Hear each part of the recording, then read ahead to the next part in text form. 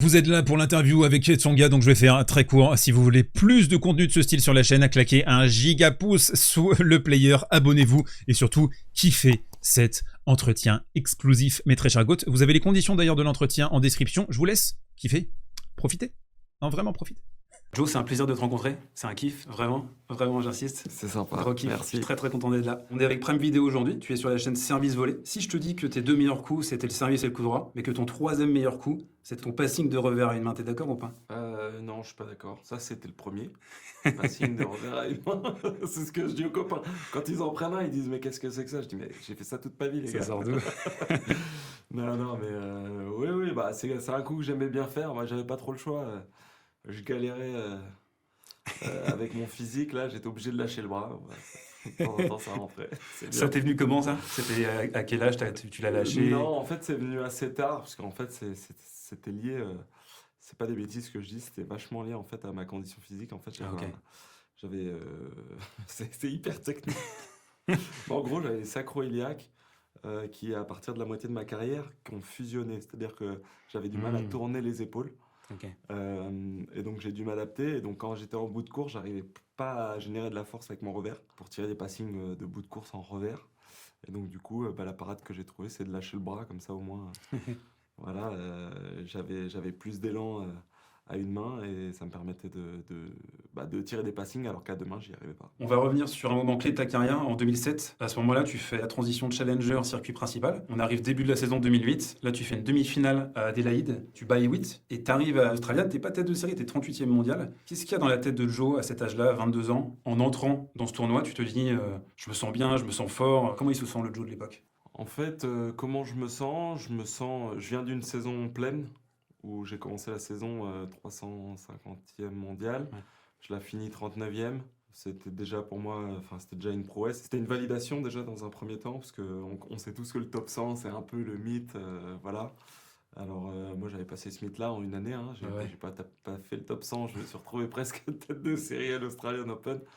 Donc pour moi, cette année-là, 2007, c'est vraiment l'année de ma consécration, entre guillemets, où tout d'un coup, je me dis, ça y est, je suis joueur de tennis professionnel et ma vie, ça risque d'être les tournois pro sur le tour, quoi. Donc ça, c'est incroyable. J'arrive à l'Australian en me disant que je peux battre tout le monde, en fait, tout simplement parce que physiquement, j'avais l'impression d'avoir quand même un ascendant sur mes adversaires, parce que j'étais préparé et puis parce que j'étais prêt à combattre 3 à 4 heures s'il le fallait. Et c'est vrai que le format des grands chelems, pour moi, était idéal, quoi. Tu bats Murray au premier tour à l'Australian, ce qui est une surprise à l'époque, selon beaucoup d'observateurs. Tu avances dans le tableau, tu bats Richard en 8e, et tu te retrouves en demi-finale. Tu as sorti une performance, je pense, qui est all-time chez les Français. Tu as été fantastique, conquérant, demi-volée, volée de fou, volée stop, incroyable. Comment ça s'est passé cette rencontre? Comment tu l'as abordée et comment tu l'as vécu, quoi? C'est assez particulier. Je le ressens comme un match incroyable, clairement. De mon côté, c'est le match incroyable.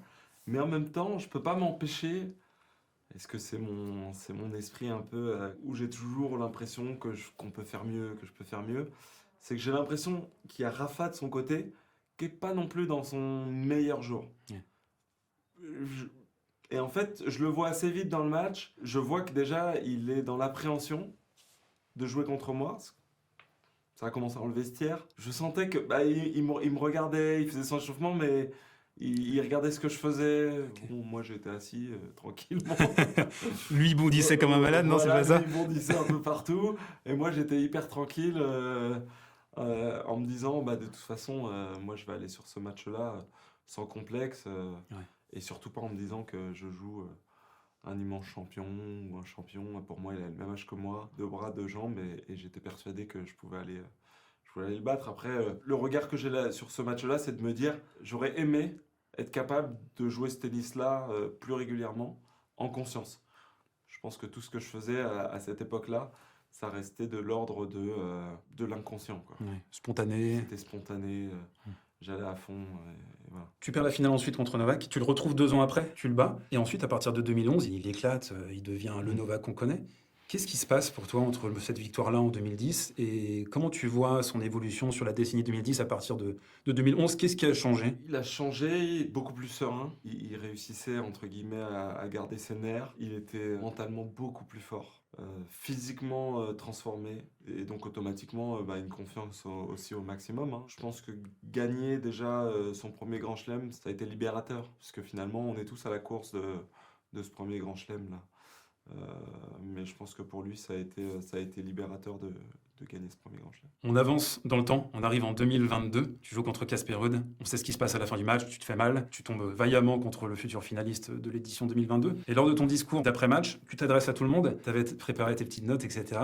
Mais il y a un discours de vérité, il y a un truc qui sort de ta bouche, qui est vrai, qu'on retrouve assez peu dans le tennis, qui est quand même un monde assez sclérosé, où les gens s'observent, c'est un peu le monde du secret. Tu penses qu'il y a eu un rendez-vous manqué avec les médias dans ta carrière? Qu'est-ce que tu voulais dire? Je crois que ce que je voulais dire au fond, c'est qu'ils feront partie de la victoire d'un Français. Ouais, dans le bon sens et dans le mauvais sens aussi, c'est ça? Exactement. Ouais, bon, là j'ai bien choisi mes mots. Ils feront partie de la victoire d'un Français. Et je pense que c'est, si je peux parler avec des termes footballistiques, c'est le 12e homme, quoi. Ça peut être aussi l'arbitre. Ça n'a pas toujours été facile. Je parlais en tant que sportif. Tout ce qui se passe est très difficile puisque on ressent beaucoup d'injustice. Pour donner une image, vous travaillez dur pour votre boulot, vous faites tout ce qui est en votre possession et malgré tout, vous vous faites critiquer. Donc c'est toujours difficile à accepter. Vous allez vous remettre en question une fois, 2 fois, 3 fois. Et au final, vous vous rendez compte que c'est toujours la même rengaine et que ces critiques-là, elles sont presque automatiques. Et au départ, on essaye de se dire en tant que sportif, c'est pas grave, ça me coule dessus, c'est pas ça, faut pas que j'écoute, faut pas que je... Mais en réalité, une fois que vous l'avez entendu, vous avez beau vouloir vous débarrasser de certaines choses négatives, finalement, ça vous pollue et ça compte. Après, il y en a qui diront, être un grand champion, c'est aussi arriver à gérer à gérer ça. Et moi, je suis d'accord. Et je pense que si je suis arrivé à ce niveau-là, c'est que je l'ai plutôt bien géré. Et c'est vrai que pour moi, c'était l'occasion aussi à la fin de dire, sachez que on n'est pas des machines. Ça m'a fait souffrir aussi. Ouais. Ça m'a fait souffrir, c'était dur. Ça m'a aussi, parce que dans ce discours-là, je dis aussi, en fait, merci. Parce que vous m'avez rendu plus grand, vous m'avez donné toute cette expérience. Les grandes réussites sont faites de grandes désillusions, de grandes difficultés. Les médias m'auront aidé finalement à être un homme meilleur, je pense. Sur le plateau de Prime l'année dernière, tu avais parlé de la Fédé, à quel point c'était important de prendre son destin entre ses mains, sa carrière entre ses mains. Toi, désormais, tu es dans la transmission avec la All-in Academy. Est-ce que tu penses que la Fédé a des limites? Comment ça se fait qu'on n'a pas ce joueur français qui a pu remporter un grand chelem ces 40 dernières années? On a un système fédéral qui est exceptionnel. On a des gens qui sont formés, clairement, contrairement à d'autres pays, donc qui sont formés pour former nos jeunes. Après, la difficulté commence à arriver quand on arrive sur le circuit professionnel, puisque souvent, à partir de là, souvent, on est un peu livré à soi-même.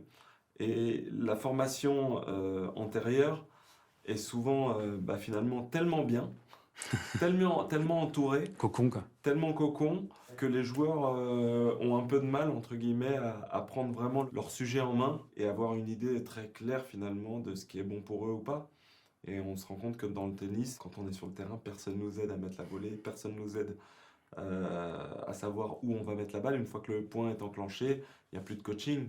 Donc à partir de là, c'est aux joueurs vraiment d'avoir une vraie autonomie. Jusqu'à aujourd'hui, et moi inclus, c'est peut-être ce qui nous a manqué un tout petit peu, je pense, pour faire la différence. On peut le voir avec les joueurs étrangers qui eux-mêmes n'ont pas de fédé.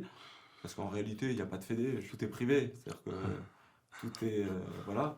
Et je pense que c'est ce qui fait un peu la différence. Aujourd'hui, être numéro 1 mondial junior, c'est un projet personnel. Il faut que ça vienne du fond, du bide. Voilà, c'est pas parce que vous allez faire plus de coups droits qu'un autre que vous allez forcément être meilleur. Je pense que ça se joue ailleurs pour moi, en tout cas au niveau du plus haut niveau. Après, pour rentrer dans le top 100 et tout ça, nous, je pense qu'on a une des meilleures formations au monde, si ce n'est peut-être même la meilleure, puisqu'on a presque une quinzaine de joueurs dans le top 100. Une grosse densité, quand même. On a une densité incroyable. Et ça, c'est clairement du fait qu'on a énormément de bons techniciens en France, qu'on aime le tennis, qu'on a énormément de terrains. C'est même fou, on a des terrains dans presque toutes les communes de France. Oui. C'est assez incroyable. Donc, grâce à tout ça, et merci Yannick, on a effectivement plein de grands joueurs. Mais avoir le meilleur joueur du monde, je ne crois pas que ça se joue déjà sur... forcément l'effet de masse. On peut le voir, la Suisse, c'est un petit pays. Ils ont eu 2 joueurs qui ont gagné des grands chelems dernièrement. L'Espagne ont toujours eu des numéros 1 mondiaux. On voit l'Italie. Il faut aussi apprendre à s'inspirer de ce qui se fait ailleurs, tout en amenant notre particularité d'être français et d'être un des meilleurs pays du monde en sport. Dans toutes les autres disciplines, on rivalise pratiquement. Donc le tennis, ça devrait être exactement la même chose. On va passer en mode rafale. Beaucoup de questions. Tu me dis vrai ou faux, ou tu me dis un non. Qui est le plus grand joueur français de l'ère Open? Le plus grand français de l'ère Open? Le plus grand joueur français de l'ère Open. Yannick. Tu mets Yannick. En 2, tu mets... En 2, je vais quand même me mettre. Ok. C'est ce que j'attendais. Est-ce que tu regrettes de ne pas être allé en finale de Roland-Garros? Bien sûr. Qui est le joueur le plus important du 21e siècle? Ça, c'est une vraie question. Roger Federer. Qui est le GOAT du tennis?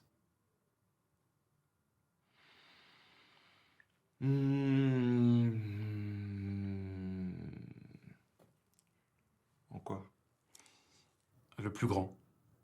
Le plus grand, donc le niveau, le rayonnement, tout compris, tout cumulé. Elle est trop dirigée, cette question. Elle est trop dirigée. Non, honnêtement, c'est trop compliqué. Il n'y en a pas un qui sort du lot, quoi, pour toi. Pour moi, ils ont tous amené quelque chose de particulier. Roger, clairement, c'est aujourd'hui l'image du tennis.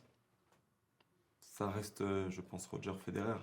Après, quand on parle de GOAT, ça dépend de quoi on parle. Ouais. Si on parle sportivement, je dirais que c'est Novak. C'est lui qui a le plus gagné. Donc, on ne va pas aller plus loin. Après, si vous me parlez du plus grand challenge qu'on peut avoir dans le tennis, c'est de battre Rafael Nadal à son prime à Roland-Garros. Ton autre passion à part le tennis, c'est quoi? Ma famille. Ce que vous avez fait avec Gaël, Richard et Gilles, tu penses que c'est sous-coté? Ça dépend par qui. Par moi, c'est pas sous-coté. Non, toi, t'es carré. moi, je dis, 6e, c'est 6e, 7e, c'est 7e, 8e, Ouais. c'est 8e. C'est clair. Allez, ainsi de suite. Hein. L'ambiance en Coupe Davis a toujours été géniale. Non, pas toujours. S'il y a un match que tu aimerais rejouer, ce serait quel match? Ma finale à l'Australian Open 2008. C'est quoi le meilleur tournoi du Grand Chelem? Wow, vous pouvez pas me poser des questions comme ça. Ça c'est comme tu connais ces fameuses questions là où tu dis c'est mieux ton père ou ta mère? Non, tu peux pas me poser des questions comme ça. Roland Garros, c'est Roland Garros, c'est Roland Garros. Mais Wimbledon, ça restera Wimbledon. C'est exceptionnel. L'Australian Open, ils ont tous leurs particularités. J'ai répondu trop long. Les Masters 1000 sur 12 jours, c'est une super idée? Les Masters 1000 sur 12 jours, est-ce que c'est une super idée? Je crois pas. C'était qui le joueur le plus sympa du circuit à ton époque? Le plus sympa? Ouais. J'attends la suivante. J'attends la question suivante. Tu la vois venir. Le moins sympa? Je crois que c'était moi quand j'étais en train de perdre. Ah ouais? C'est vrai, qu'est-ce qui t'arrivait? Là j'ai mon petit démon qui arrivait là. Celui qui veut pas perdre justement. T'avais ce côté matcheur d'ailleurs, je trouve. T'étais peut-être l'un des rares Français qui donnait ce sentiment, cette impression d'être presque un combattant avant tout, qui se voyait vraiment, vraiment beaucoup chez toi. Je le vivais comme ça en tout cas. Je le vivais comme ça. Moi j'avais l'impression d'être Maximus dans Gladiator et de rentrer dans l'arène et de devoir jouer ma vie quoi. Donc voilà, ça a toujours été ça. Ça a toujours été en gros. Mais je crois que c'est parce que c'est mon ADN. En fait j'ai joué aussi pour m'en sortir dans la vie et ça a fait partie de mes motivations à un moment donné et je crois que c'est quelque chose qui est resté forcément. Merci Joe. Ouais, je t'en prie. Là, c'était sympa. Il y a quand même des questions. Tu te dis, là, si je déborde, je vais me faire défoncer.